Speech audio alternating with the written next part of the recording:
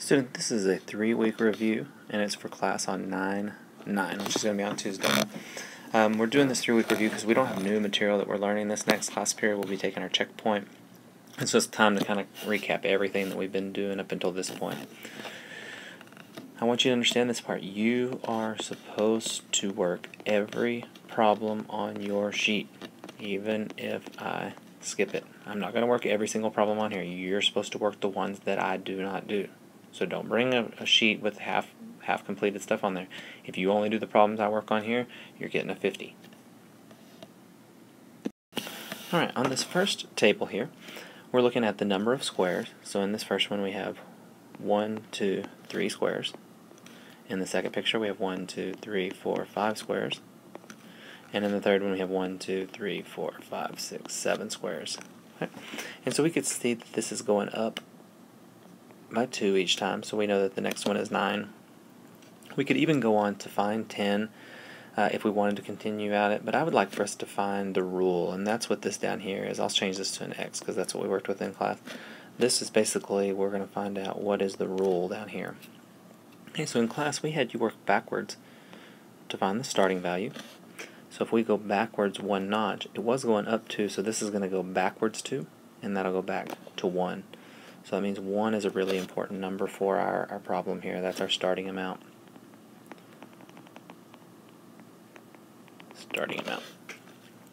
The other thing that's important is our rate of change. And we find the rate of change by taking the change on the y side, which is known as the range, and comparing that to the change on the x side, which is known as the domain.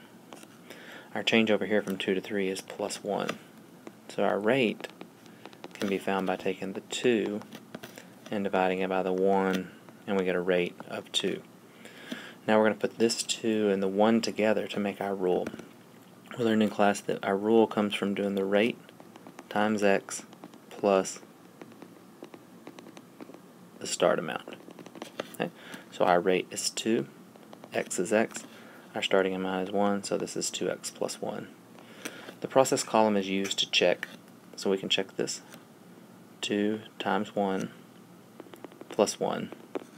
2 times 1 is 2, plus 1 is 3, so that worked. 2 times 2 plus 1, 2 times 2 is 4, plus 1 is 5. Okay, so it does work, so let's go down and plug it in for 10. 2 times 10 plus 1 equals, 2 times 10 is 20, plus 1 is 21. Plug in for 55. 2 times 55 is 110, plus 1 is 111. Okay. I need for you guys to work number 2 and bring it to class completed. Let's go on to the next ones. You can pause it here if you need to work number 2 and then get caught back up once you're done with it. Okay. Now I'm skipping ahead to problem number 14. These are on the same page. I had to copy it 2 to 1 to get it to fit on here. Number 14 says to make a scatter plot. We're going to label our axis. So it says a relationship between the cost of renting a refrigerator from ABC Rentals and the number of months. So this top one is months, and this down here is cost. So this is going to be months.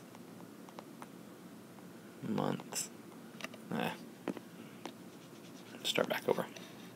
It's hard to write with this thing sometimes. This is months, and this is cost over here.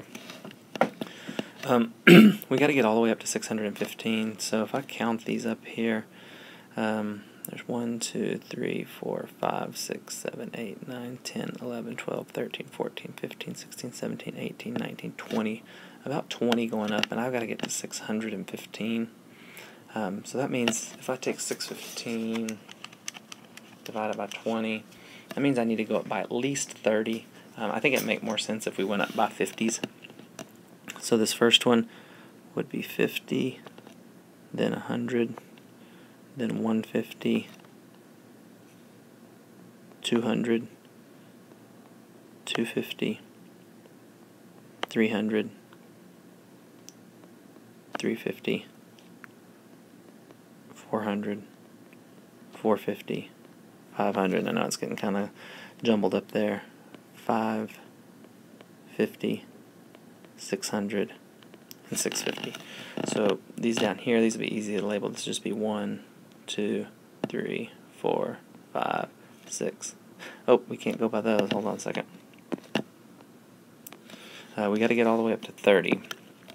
So we probably, let's see how many we got. 1, 2, 3, 4, 5, 6, 7, 8, 9. Okay, it looks like we could go by 2. So 2, 4, 6, 8, 10, 12, 14, 16, 18, 20, 22, 24, 26, 28, and 30 would be at the end. So over 1 up 35. So over 1 up 35 would be in there somewhere.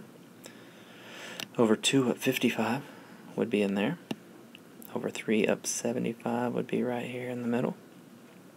Over 4 up 95, so that'd be right in there. Over 7 up 155, so that's going to be in that range. Over 12 up 255, be in that range. Over 24 and up 500 would be in that range. And over 30 and up 615 would be in that range. So you don't need me for positive, negative, and no correlation. You can tell what type of correlation that has. I'll draw a trend line. So a trend line is going to look something like that. And let's make a prediction for 18 months. Months is going to be on the bottom, so I'm going to go out 2, 4, 6, 8, 10, 12, 14, 16, 18. Go up and over, and you make a prediction there. That's 50, 100, 150, 200, 250, 300, 350, 400, about $450. Okay. Alright, you won't need me for the top part. You're just supposed to write whether it's positive, negative, or no correlation, but I'm going to help you on the bottom part. If I'm trying to make a table for these, positive correlation means that both numbers go up on either side. So 1, 2, 3, 4. This side also has to go up.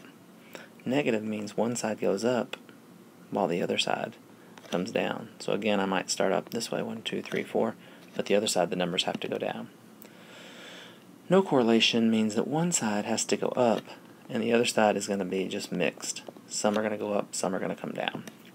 So again, we might do 1, 2, 3, 4, but over here some numbers are going to go up, some numbers are going to go down. So you can finish that one up for me.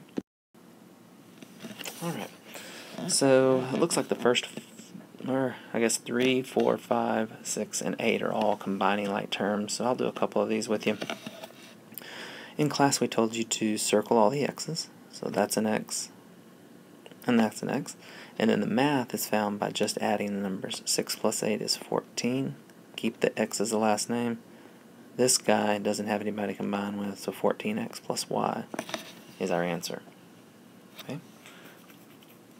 Jump on down to number 5. I'll circle the x squareds. Oh, that other one's not an x squared, so there's nobody to circle, so I just bring him down. Put a box around the y squared. There's nobody, so this is already simplified.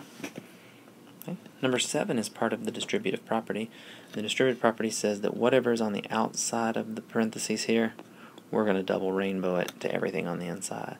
So that, being a negative, is just a negative 1. So negative 1 times 4 is negative 4x. Negative 1 times negative 2 is positive 2.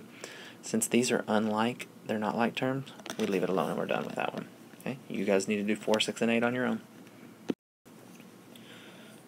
Number 9, again, you're just going to double rainbow that and simplify if you need to. Okay? Same thing here, double rainbow. You don't go to this guy here because he's not inside of the parentheses. So you don't go to him, you just bring him down to the next line and keep working. I'm going to work number 11 with you.